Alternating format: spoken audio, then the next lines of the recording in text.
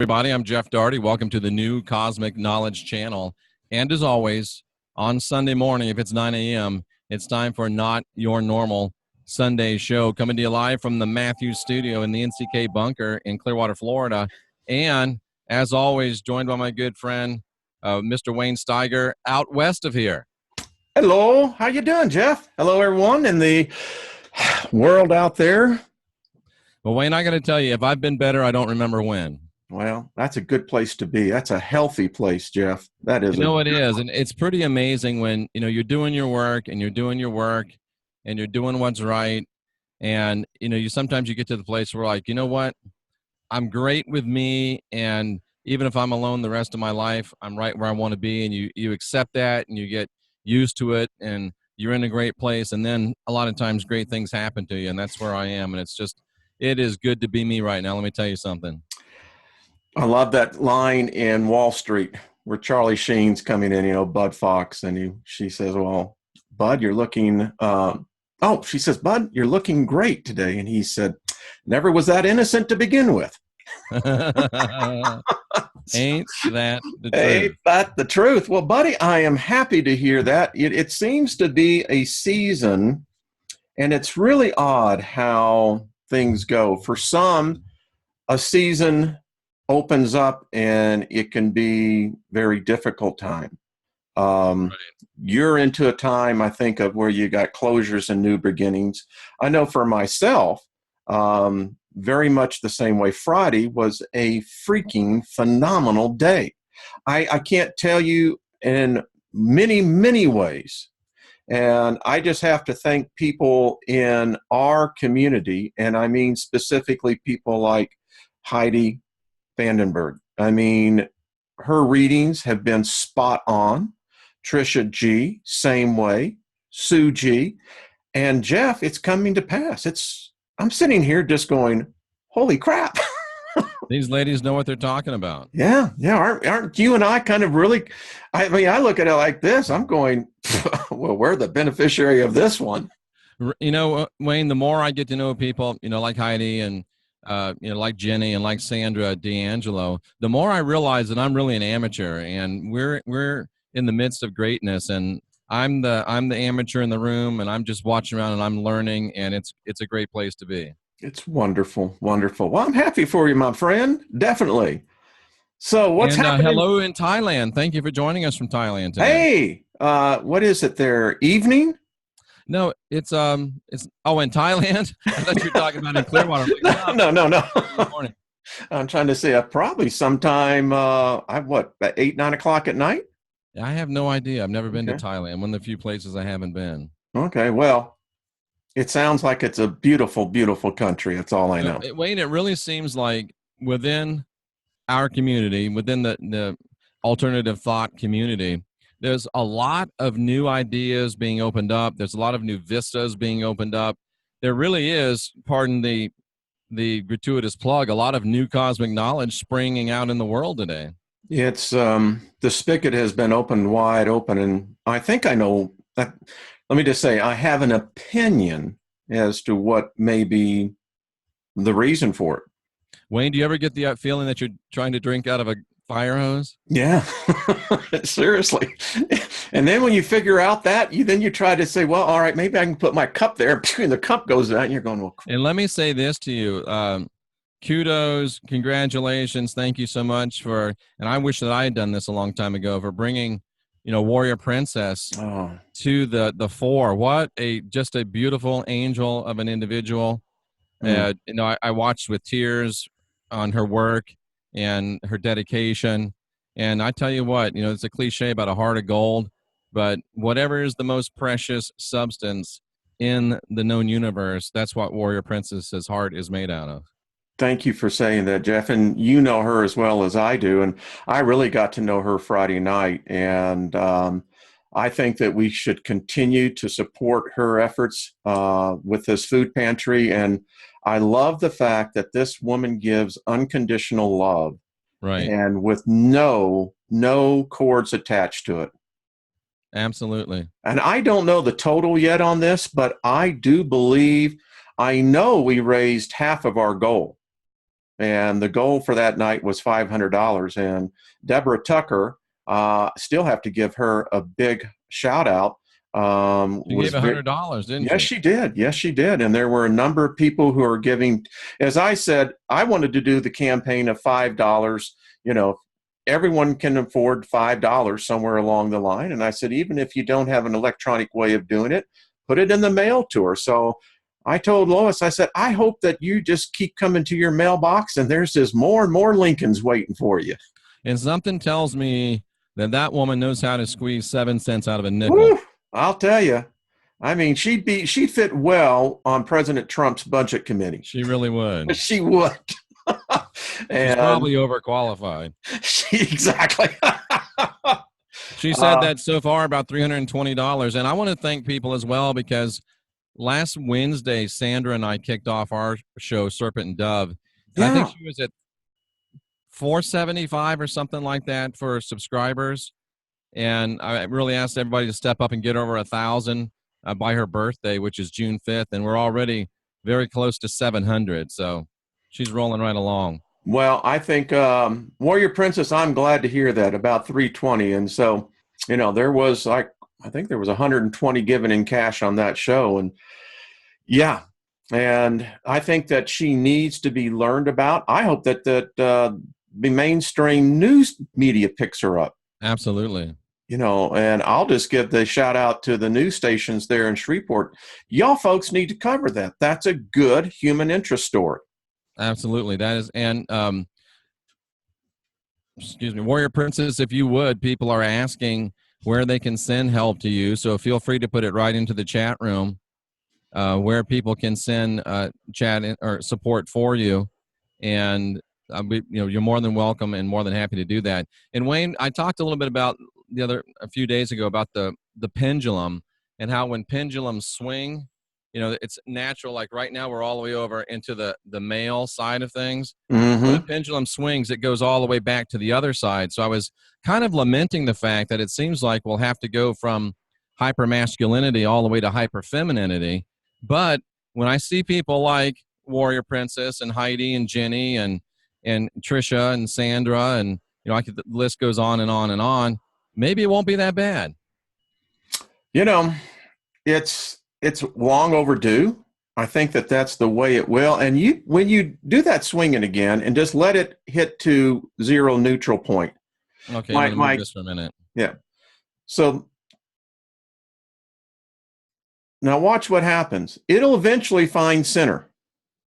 And Jeff, I think that's where we're heading. We're heading for center. Yep. And you know what? We got some of the best women that I know of that's teaching us men, how to get there.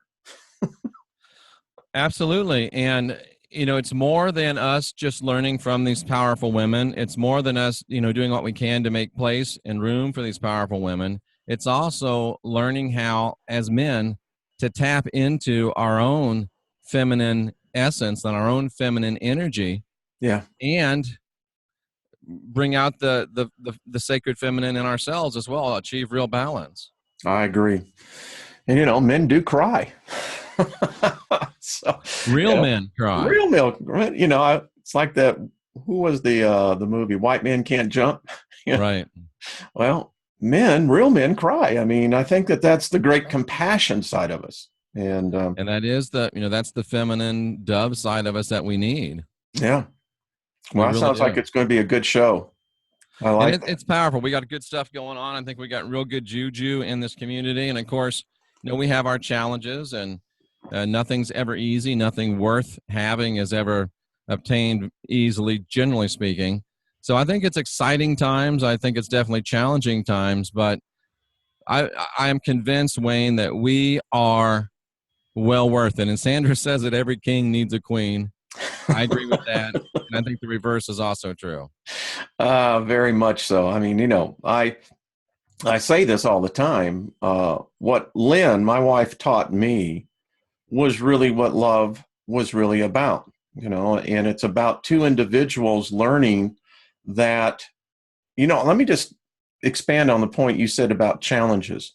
Every relationship has its challenges. But from those challenges, we're stronger because it unites us through those times that challenge.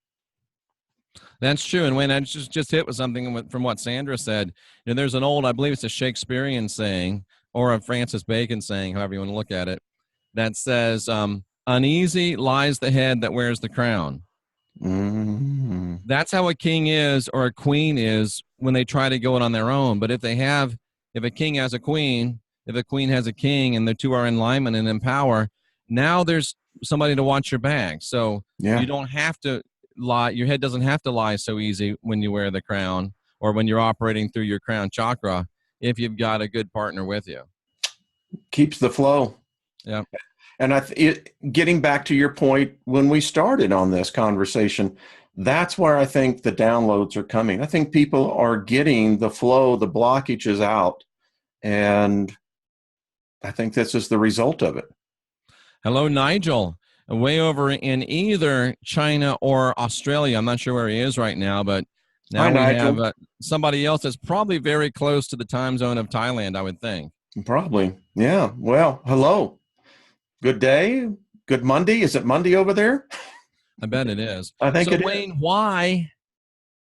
And, there's the obvious reasons, but why do you think that Christianity, or we should at least say the Bible, the biblical text, was so against women teaching, women preaching, women being in leadership? Good question. Excellent question, because it wasn't that way always. It's interesting. Of all places, in the background, we were listening to the History Channel, and they were talking about this very subject. The Gnostics originally knew that the feminine was the dominance of creation. And doesn't it make sense? Who has babies? I can't do it. No, you can't do it. I mean, do it. Yeah. I'm willing to do my part, but I can't have babies. But even when you look in the natural flow of the birthing process for Homo sapiens, and it's a unique process, number one, but it's truly the female that is the dominance of the birthing process. It wasn't until probably, when did patriarchy become the norm? I have 2 years of anthropology on a collegiate level, and the norm was matriarchy. It was. And I forget exactly when patriarchy raised its head, but it's an aberration. Actually, they suggest it was the Sumerian Empire that we began to see the change, because initially Anna and Anu, Anna being Anna being the moon goddess, she was superior, right, to the sun. And that carried over all the way over, if you believe the story, to Abram. And that's why I always had a difficulty with the story of Abraham and meeting with this God up on Mount Ararat. Right. Because I'm going, but wait a minute. This dude, they admitted that his family made idols of the moon goddess. They worshiped. And so you're going to go a complete flip, go from the feminine to the masculine. How does that happen? And Deborah Gale Hickman says, when God made man, she was only joking. Well, I tell people all this all the time. If you take the Bible story, which so many people do, the literal thing, Adam was black, which means God is black. Well, I don't know if I can follow you down that hole, but I see what you're saying. Made man from the dust of the earth. You show me good, rich soil. I'll take you to Missouri, to the river right there in the Merrimack and the Missouri River, and that bottom land is where you want to farm. Why? And that ground is black as the ace of spades. I hear you. And in the Hebrew, it says he is in fact black. And if God made us in his image, that means God's black. Well, you can share that text with me at some point, and I'll take a look at it. I'll share it with you. So, because, white people got a problem with that. They can't handle the fact that God may be non-white. And I laugh and I think, well, show me a God to begin with. Anyway. Well, isn't God a non-entity anyway? God is a spirit. You have 2 years of anthropology, and I did a show this week on species reset, and it went in depth on the anthropology, the anthropologic record that we have. For instance, we know that Homo neanderthalis was more of a vegetarian because we can tell it through the teeth. We know the Sapiens, what made us unique is the fact we have incisors. And that was a evolutionary jump because when we mastered fire, we could start eating meat. Once we started eating meat, because we couldn't eat it raw, the bacteria would kill us. Our stomachs even today cannot digest raw meat. When we cook it, it began to inject a protein into our DNA, and the result of it, smarter brains, larger craniums, more well-developed cranial patterns. Interesting, though, that the brain capacity between Neanderthal and Homo sapiens sapien was reduced very significantly. So 13%? The Neanderthal actually had a higher brain capacity when measured in cc. So some would argue that perhaps the Neanderthal was smarter. Someone built Atlantis. Yep. Someone, we know from Graham Hancock's books, Magician of the Gods, what we have found now through the archaeological digs over in Turkey, Göbekli Tepe. And they now know that these now are going back solid dating, folks, 14, 15,000 years ago. We were here. They know that this complex now is huge, 50 miles, that they now know for some reason was a gathering place for all the species, Jeff. I mean, so yes, there's something that's missing. I don't know what it is. I find it fascinating, though. I find it fascinating, and I'm just really kind of wading into this. If the Neanderthal, as it seems at least possible, had, if not a completely vegetarian diet, it had a much more plant-based diet than the Homo sapiens sapien, and if their brain capacity was larger, and if perhaps they were more enlightened, was that almost a big change in the development of our species, where we went from let's ruminate a bit. Let's think outside the box without trying to be exacting.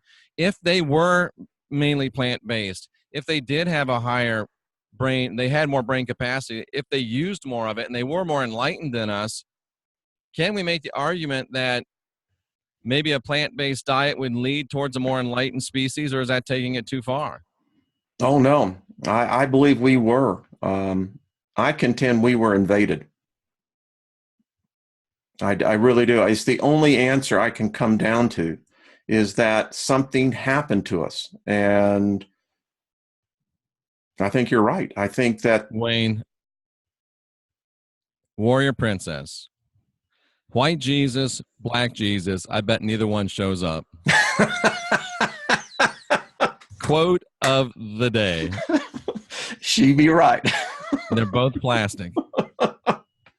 I tell you. Great quote. I love that. I wonder if Neanderthal would have eaten sushi, because I had a beautiful sushi dinner last night with Sandra D'Angelo, and it was really, really good, and I didn't feel guilty at all eating it, but I wonder if the Neanderthals would have enjoyed a sushi dinner. Well, let's take this seriously to the next thought. I believe that the plant food that they ate was much different than what we see today. It had to be much more dense in nutrients. Yes, that's what I'm saying, that it gave the true balance of what we don't get today, the magnesium, all the heavy minerals that we need.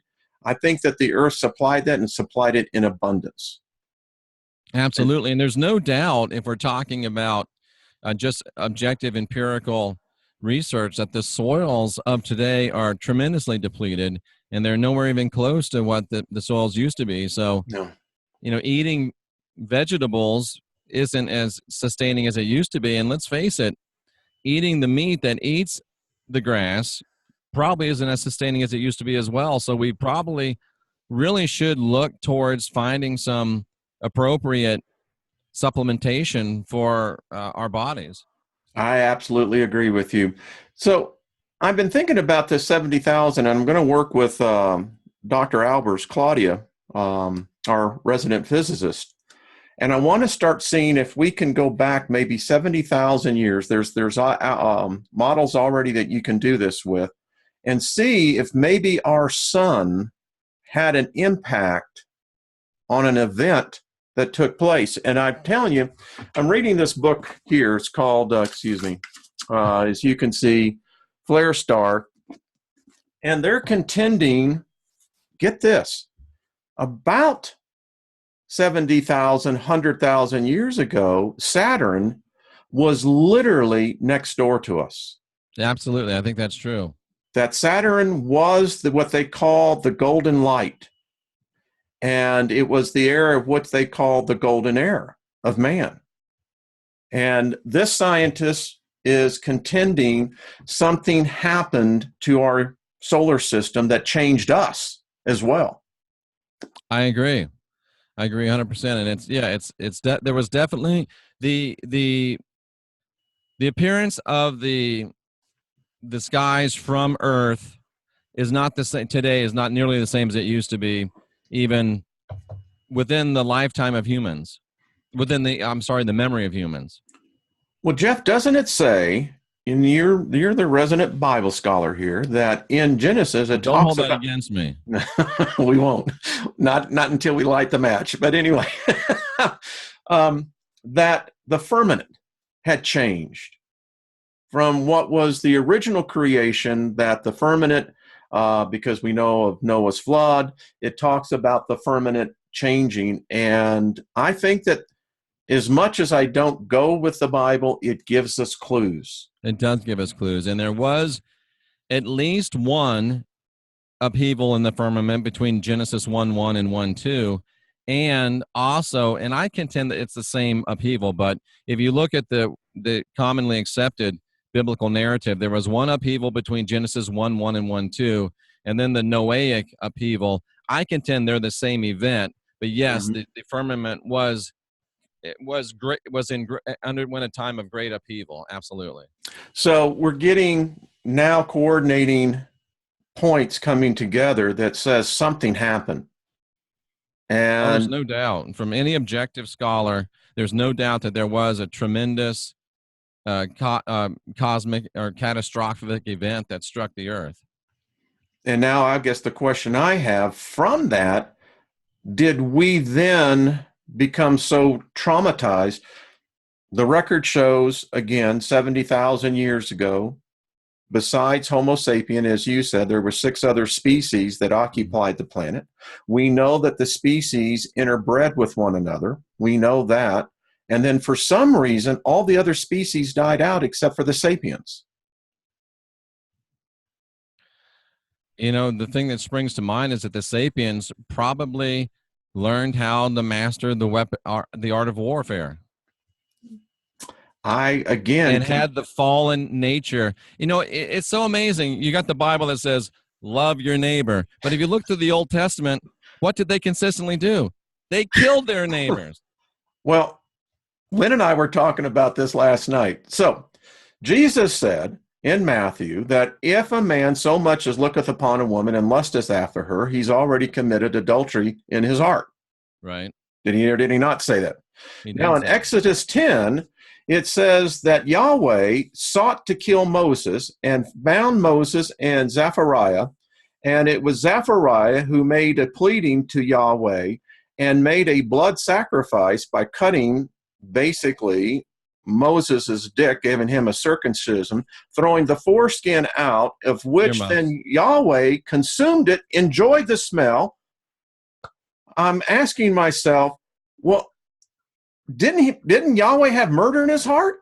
And if if you get back to the real story of Cain and Abel, that's completely turned around. Who was the good one? Abel was supposed to be the good one, right? Cain slew Abel. Mm-hmm. I don't think Cain slew Abel, but if he did slay Abel, it's because Abel was offering a sacrifice of a baby, and Yahweh was all down with it. And Cain said, "Whoa, wait a minute, we're not going here." That's what really happened. And let's face it, you know what, I'm all for, Wayne, and I know this is a little bit volatile, but I'm all for the Christians really believing and living their scriptures. The Yeah. scriptures say, love your neighbor as yourself. You've been killing your neighbors forever. Why don't you just finish the job and save us all a bunch of trouble? I'm sorry. I love it. No, because that's the dichotomy of it. We are supposed to love each other, but yet today it's crazy out there. So just to finish the thought, I was talking to my brother yesterday, and we got on this subject as well, is the fact that I said, well, then you get into Second Chronicles, when the temple was dedicated. For what was it, 7 days, they slaughtered animals night and day. The blood flowed in the streets, and it says that Yahweh relished in the smell of the burnt flesh. I went, think about this now. That's the kind of God I want to serve, right? Yeah, exactly. My brother said, never thought about it that way. No. He says, why am I worshiping that? I said, I don't know, but have fun. Exactly. Yeah. And what would, I mean, and again, since I'm down this road, you've said many times that humanity is a virus on your show. Yes. I would agree, at least partially, that there are some humans that are a virus.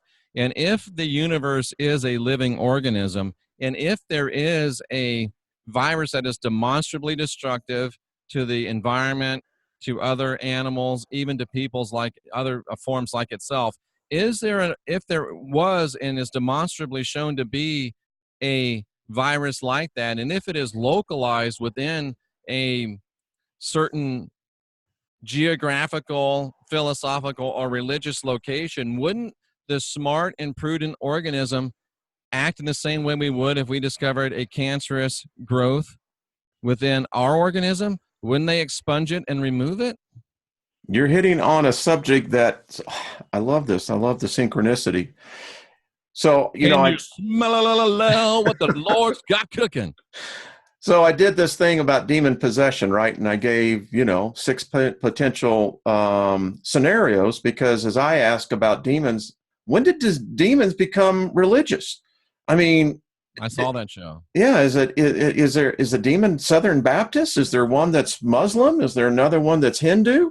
I mean, how do they know and how do they react? But I got down to that last point about the parasitic virus. And there are scientists who actually do believe that our brains are in fact infected by a parasitic virus. I believe that. And just as a note, I know that there are at least Muslim demons, because I've dealt with jinn that do confess allegiance to Allah. So that's kind of interesting. Wow. Okay, let's stop on that. That's interesting, because the Sumerians believed in demons, so that means they were ahead of the Hebrew God. Right. All right, let's just be honest. I mean, they were there first. So isn't it odd? That would imply potentially that there could be an allegiance with these life forms to any one of these deities. Wayne, I have said this before on my channel, and this isn't just some guy who's mad because his ex-wife left him for the piano player and all his friends went away, and everybody wants to create this scenario. Jeff is just mad at Christianity because he got cheated on. That's the best thing that ever happened to me. But what I have seen from 20 years as a full-time Pentecostal minister, I was a Pentecostal evangelist. I had 4 jobs. Number 1, preach a decent sermon. Number 2, get people healed. Number 3, get people filled with the Holy Ghost. Number 4, cast out demons. And number 5, take a good offering. If you can't do any of those things, you can't be an evangelist. So I have literally cast out, quote unquote, tens of thousands of demons. And I'm convinced after that 20 years and now this 16 years, 36 years of experience and work in the trenches, in spirituality, that the demons and the priests and the pastors and likely the rabbis and the imams, they're working together. The demons come in and manifest, so people will run to the priest and the preacher, which gives the priest and the preacher power. The preacher does his big smoke and water show. The demon, quote unquote, leaves, so it looks like the preacher wins, but the Christ said when the demons leave, they've got the right to go get at least 7 more, and it might be 70 times 7. It might be an infinite number to come back into that same person and leave them worse than they were before. So it is a hand in glove. They got a little Cosa Nostra going on here, Wayne. That's a perfect Ponzi scheme, man. It's beautiful. And it's worked like a charm for 2,000 years. Hell, I think it may have been before that. Absolutely. Absolutely. Wow. Now that, you see, we're learning. We just, that's why I keep telling people, don't shut a voice out because it offends you. Listen to it. See if there's any kind of relevancy or some kind of thing you can take from it. But this is how we learn. And Wayne, listen, Wayne, I have tried to be more like Wayne. I really have. Wayne is kind. Wayne is gentle. Wayne is courteous. Wayne is, people call him Uncle Wayne for a reason. I'm none of those things. You're Jeff. And I can't help it. I've tried to be more like Wayne, but it's just, you know what? It's like Deion Sanders told me one time. He said, brother, you got to stay in your anointing. That's a fact. That's a fact. And people will respond to that. That's what I like about you. You got the fire, as Bob Seger. You got the fire that glows down below. Gene says, I hear blasphemy. Stay tuned. We're just getting started.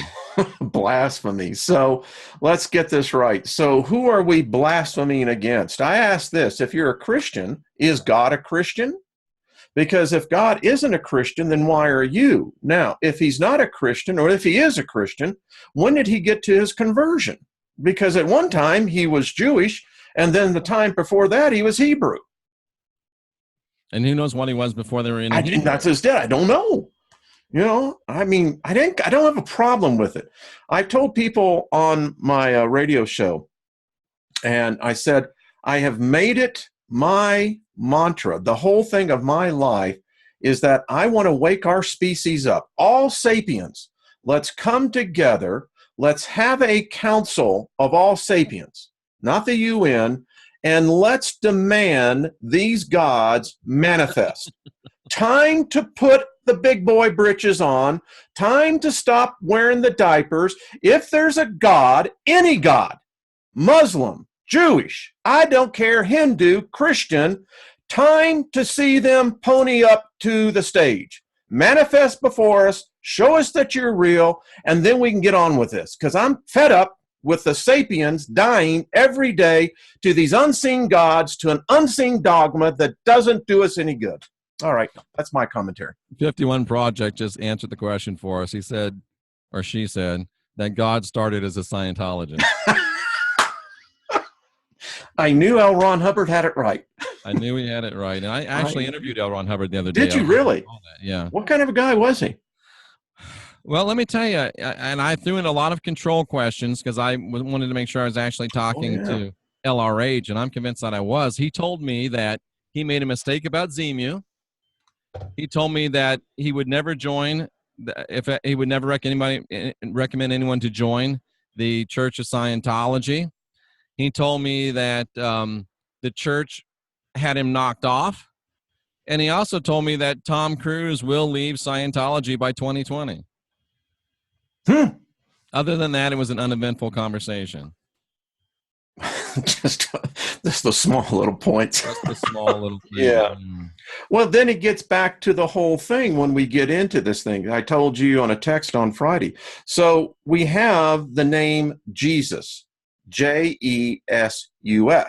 Jesus. And if you go back and you study the mythos of the Christ child being born of God, of a virgin, and then dying for mankind, which is a human sacrifice, we find that it goes back to... Which is followed by ritualistic cannibalism. Yes. So we have Osiris, Mythos, Eclipus. Is it? No, I can't ever get the guy's name. Asclepius. Epicurus. Thank you, Epicurus. That's it. So, and don't forget Zeus. And Zeus. So now we know why. Baxter. Hey, Zeus. why there never was a Yeshua. That's why they could never put the name in to begin with. I have contended from day one, when they wrote this, they knew if there was in fact a real dude that had been, who I think that they made the story after, they'd have put his real name in. Yeah. But he is actually what they have said. I'm still clinging, Wayne, to the belief, and it's becoming more and more challenged. I'm still clinging to the belief that John was being straight with us when he said that the Elohim word did manifest as a grown human being on the planet. I mean, there's the biblical account of that. There's accounts among the Native Americans of a Jesus-like or Yeshua or a Christ-like teacher. There's records of that in Mesoamerica. There's records of it in the Far East. I continue to believe, without one shred of empirical or objective evidence, solely by faith, that the word Elohim did manifest, and that Sophia manifests first through Lilith. But those are totally my beliefs. But I still hold to them for some reason, even though I can't prove them. So here's where, and I'm still developing, Jeff. I believe that there is something that we are missing here, where we get the concept of a loving deity, a creation, whether you want to call him, her. But I think this creation force that somehow or another we got hijacked. I think our species got taken over. I think there was an invasion. Is trying to reach us. I think that there is something in the universal law that's preventing that rescuing to take place. And I think that I agree with you. I think the manifestation of the incarnate Christ message, love thyself, love one another, forgive yourselves. God lives within you. The kingdom of heaven is within you. This is where it started at. I think that there have been many incarnations of the Christ through many peoples around the world. In John's name, V. Luther's asking, it wasn't John. The J didn't exist till the 17th century. His name was Yohanan. Yohanan, that's correct. And they're absolutely right. It's a problem that many Christians face today. I spoke to one yesterday, and they get frustrated. They said, well, that's the way I worship him. And I said, but there's the problem. You're taking the full position now that you have the right to change a deity's name. And I said, if there's one thing I learned about almost marrying a Jewish woman, the thing about the Jewish religion, it's highly legalistic. And if you don't know the true name, then a substitute isn't going to work. Wayne, who made the Elohim? Good question. I think they're a race of beings. I think they are a race of beings. Listen, and I'm just going to be very candid with people. What is a God? Define a God to me. If you're saying that a God can create, we can create. We can do it right now. We can take synthetic life that didn't exist and make life out of it. So let's take the creation side of part of it. What is God? Is God an ideal? Is he a religion? I contend, why would God want worshipers? Why would God want a religion? Jesus, if we want to talk about that, why would he come here to start a worldwide religion? Isn't that the thing that we're warned about in Revelation, about a worldwide religion? So you have all these people wanting to proselytize people into a worldwide religion called Christianity. Now we found the story that was released on Friday. They found the second copy that was in a museum of the Quran. Guess what was on the papyrus beneath the ink of the Quran? The Old Testament. So, are we talking about the three major religions coming together to form the one world religion? If you look at it, Wayne, the G-D of Judaism, the Lord of Christianity, and Allah of Islam are the same being. Same being. It is irrefutable if you have any objectivity as a researcher. Well, and the fact that the Islam will tell you the religion didn't start till 1630. I mean, 630 AD. And if you read the book, The Search, there's good evidence to show that Islam was started by the Vatican. I have yet to dive into that, but I've heard that said. Well, because there was a power gap that when the Romans came through the whole Middle East, the Bedouins, the natural, what I call indigenous residents of the region, were left with nothing.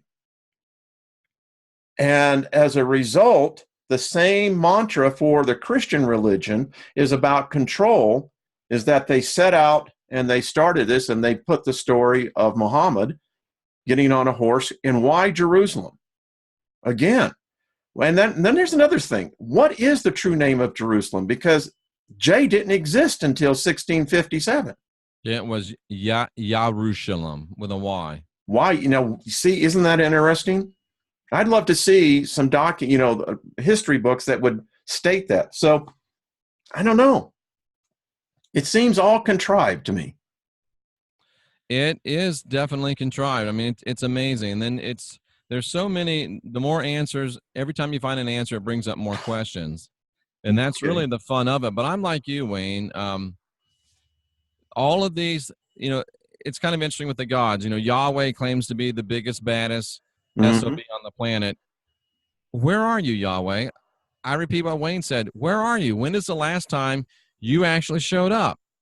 He doesn't have any more juice. He doesn't have any more power. He is an illusion. He can't show up. Now, Wayne, I have had some of the old gods start showing up in my life saying, hey, maybe we can work together to help this entire situation. And the more I think about it, Yahweh trying to beat his chest and prove that he's the greatest thing, even though he can't do anything.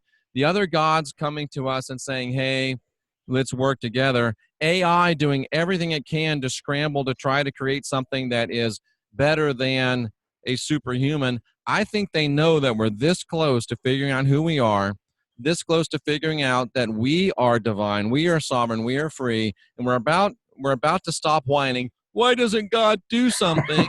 And start realizing we're gods and start doing something. And I believe that. Jeff, can you see my whiteboard?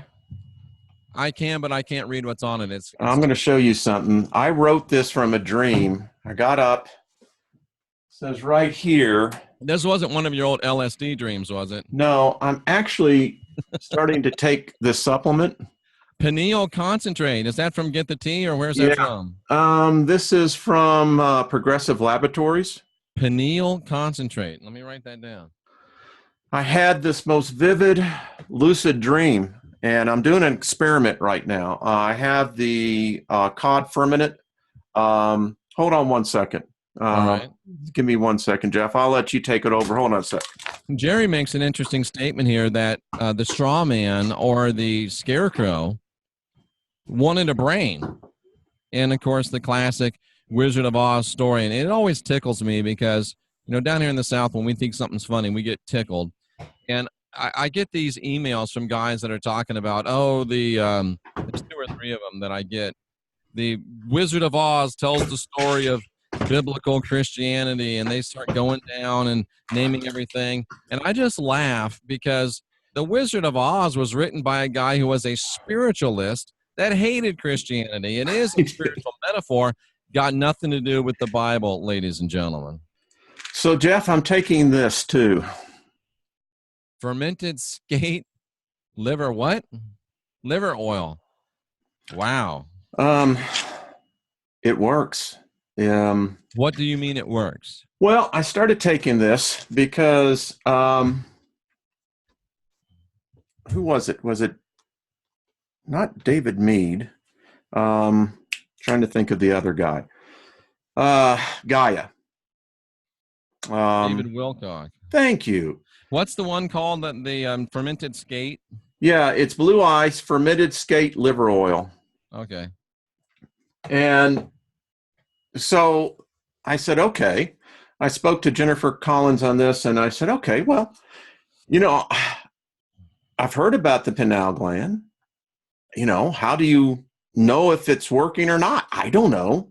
So I've been trying this, and whoa, the dreams are they're different. Interesting. And I got this dream, and it came to me: AI attempts to destroy 2067. Interesting. Well, you're not setting a rapture date, are you? I am not. Nope, nope, nope, nope. Understand, AI is now real. AI is now duplicating itself. We can't control it. It's literally gotten, I think, to the point, unless there's a Carrington effect worldwide, and I think that this damn thing would still exist. But AI, I believe, is going to, we no longer become necessary other than being a container. Yeah. Interesting. So anyway, Jeff, try this out. It's really, it's very interesting. This is day 7, and it's interesting. Have you ever taken Ormus before? I have not. Okay. No. So Interesting. yeah. Yeah, and we've got, you've heard of colloidal silver. With Mystech and Halo came out with a bracelet that is imprinted with the frequency of colloidal silver. Oh, so really? I'm able to keep that on 24/7 and get the same benefits without swallowing it, and that's been extremely effective for me over about 2 weeks. Now, see, I'm a big believer in the fact that with the silver, copper, we know that metals worn on us have a direct benefit to us. And there's a reason why silver bullets kill werewolves. There's a reason why garlic gets rid of vampires. These are ancient protection and health deriving elements that we would all benefit incorporating into our lives. So everyone remembers Tom Cruise's last movie, The Mummy. I thought it was real interesting. I love that movie. It was great. It of course, was. I have a little bit of a bromance with Tom Cruise. I'll admit it right now. Well, that's okay. The dude at 50 years old, looking good. So they Plus, got he was real nice to me when I met him. So, well, that always helps. But you see, Mercury. And Mercury has been we found them in the Inca temples. We have found it in Egypt. We have found it in other places of the world, that they encase these evil men, women, in mercury. And they did that with the mummy creature and the mummy with Tom Cruise. Yep. So, and mercury is still one of those strange metals. I still am fascinated. I remember as a kid, we were playing with it. Of course, we were poisoning ourselves, but who knew? Yeah. And Deanne, Tom Cruise just released it maybe a year ago. It's called The Mummy. Tom Cruise, the chick that plays the mummy, is actually the same girl that was the female heroine alien in the last Star Trek movie. So yeah. And I like this one because what I got out of it is, you see, I have been on the search of who is Satan, who is Seth, because that's where they got him from. Satan. And Tom Cruise turns into Seth. Yes. Seth in that movie. And what he said at the end is what really got me, was the fact, was Seth sent here or is here to be the destroyer of men, or in fact to be the redeemer of man? That's interesting. Because Seth rules the underworld, right? Yes. So if death is the inevitability, all of us have to pass through the underworld. I don't know. Very interesting. The Cain and Abel. Some guy wrote me and said, well, now wait a minute. The reason why Cain's offering was not acceptable because it was the second harvest. What does it matter? Wow. And then they go back over to Malachi and says, well, because Yahweh says it's cursed. It says you only bring me your basically your scraps. Right. Yeah. I think it's what is it, 3:10? So Wayne, are you saying that there's something that we should perk up in our minds when we get when we see like a U.S. in a name of a deity? I think so. It's something that's being passed on for thousands and thousands and thousands of years. And I know people get upset with us when we say this, but Christianity is an amalgamation. It's Hellenistic. It's the only way it started, folks. It didn't start a pure. So, yeah, they had to borrow. I mean, they borrowed the Hebrew God because they didn't have a God. So then they had to figure out a name. They couldn't take a Jewish name because they knew the conundrum would be this. You put the Jewish name in there of the dude that was supposedly sacrificed on a cross, you got a problem now, because no one is going to make the distinction of the difference between the Hebrew God and the Christian God. So you have to give this rabbi, this Jewish rabbi, a hybrid name of the gods that they've already been worshiping. Absolutely. And that's why your name, now people will contend, well, the Bibles prior to the King James second edition of the 1654 edition was Ius, and that's even more plain to the point. Very good point. Yes, they had to put the god that they worship at the Vatican, which is the sun god, Zeus. And I always thought about it, even back when I was still in Christianity, I was always struck by the similarity between Jesus and Zeus. And if you almost have to be careful that you don't write Zeus when you're writing Jesus. It's almost the same thing. The parallels are very interesting. What did Zeus have around him? 12, right? Absolutely. The Christ had 12. It's always, it goes so far back. I have a friend who's a member of the royal family, and she writes me on occasion. Of England? Yes, ma'am. Yes, sir. Yeah. And she has been educating me on some things that I was not aware of. Specifically, and this has been about 6 months ago, she sent me a whole list of documents of the Christ story that is in the pictographs, the hieroglyphs in Australia. Interesting. Yeah. Another instance. And Catherine says that she loves the story of Noah, even watched the movie with Russell Crowe. And interestingly enough, Russell Crowe was in The Mummy with Tom Cruise. Interestingly enough, I think Russell's getting like that. And by the way, we know Noah's story, by the way, is actually in the textbook I have of the 39 First of Humanity. The story of Noah was with the Samaritans. It's where it came from. So how should people react, Wayne, from all of this overwhelming information? What should be people's reactions? What should we do on a practical basis? 1, 2, 3. What would you recommend? Well, I would, number one, and there's nothing wrong if you want to hold your belief that this is how you worship God is through the Christian faith. That's fine. But if you're on the journey of discovery, of finding out who we are, this is the first thing. Understand there's 5 degrees of grief. And that's what I and my wife went through. We went through the 5 degrees of grief.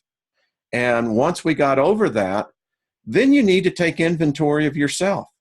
And the first thing that I've learned, Jeff, start loving yourself. You see, the only sin is ignorance. And that's what the Eastern Masters teach. There is no original sin. The original sin is the ignorance of man.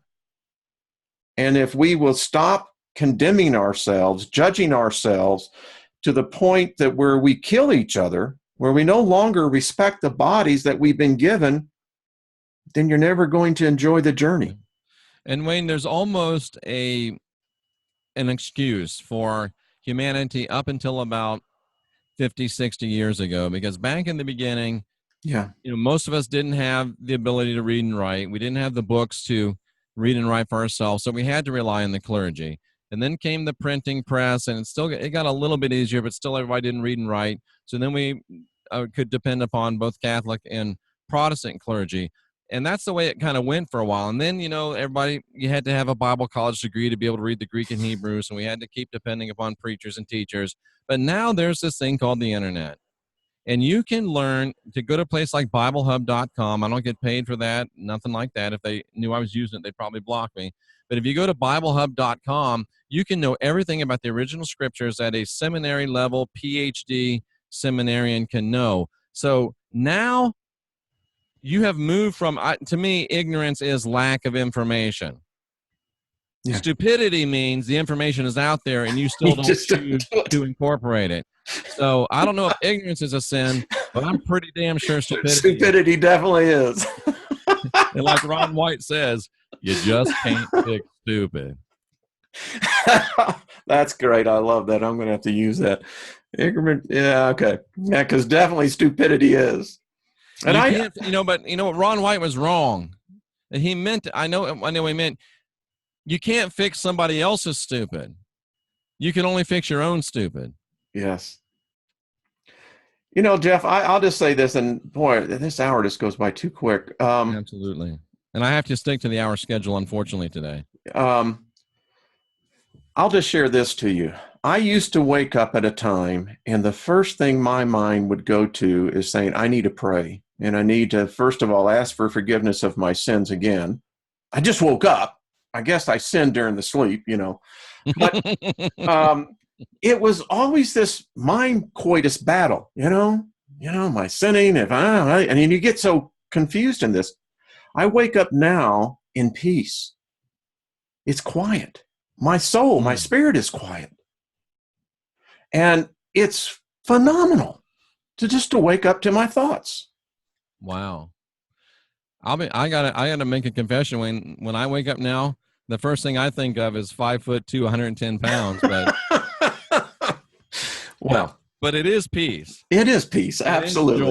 It's joy. It's joy. It's nice to know that, you don't have that weight of guilt and that weight of fear and even that weight of doubt. I'll just say this, Jeff.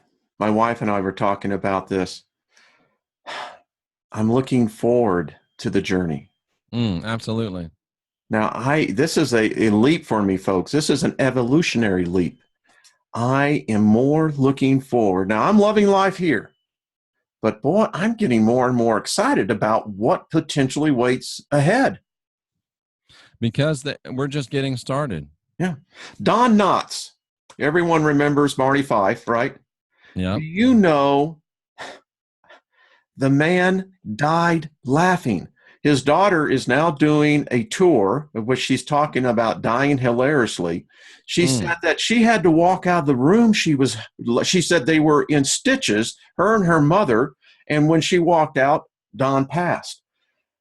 Jeff, how many people have you ever heard leaving, dying, laughing? That gives me chills. I mean, what a better way to go. I love the man.